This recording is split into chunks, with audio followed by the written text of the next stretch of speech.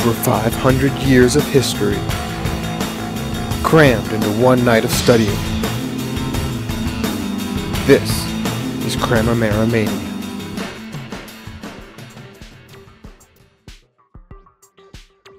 By the 15th century, Europe was getting pretty crowded, so a number of brave young men set out across the ocean and found America.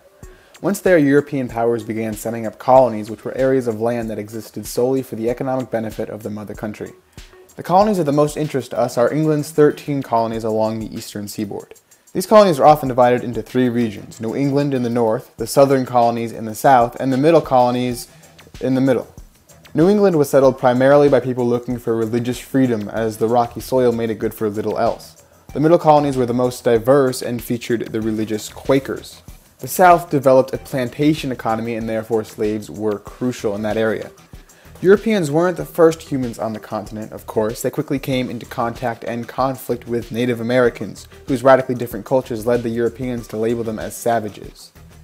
The 1730s saw the Great Awakening, a zealous religious revival which gave the colonists a sense of shared experience. Around this time, the colonists began feeling discontent. Laws like the Sugar Act and the Stamp Act levied taxes on the colonists, but the colonists had no say over the passage of the laws. These were a result of the French and Indian War, which Britain won to emerge as the dominant colonial power. Seeing as the war was fought in the colonies, British Parliament reasoned that the colonies should pay for it. The colonists disagreed. The taxes marked an end to the period of salutary neglect, during which Britain mostly left the colonies alone and the colonists got used to running themselves. The colonists responded with protests and boycotts and tea parties and publishing angry books like Thomas Paine's Common Sense, which encouraged a revolution. So a bunch of smart colonists met up in the Continental Congress and agreed they were all unhappy. Thomas Jefferson led the drafting of a Declaration of Independence, which formally declared the colonies an independent nation. After the colonists won a war to prove their point, Britain signed the Treaty of Paris and the United States officially existed.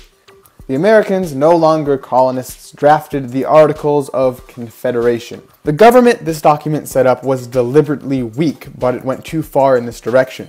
The Articles failed in most respects and were replaced by the Constitution, which featured a stronger national government. A series of essays known as the Federalist Papers were published defending the stronger government of the Constitution. Apparently people were convinced because the document was ratified.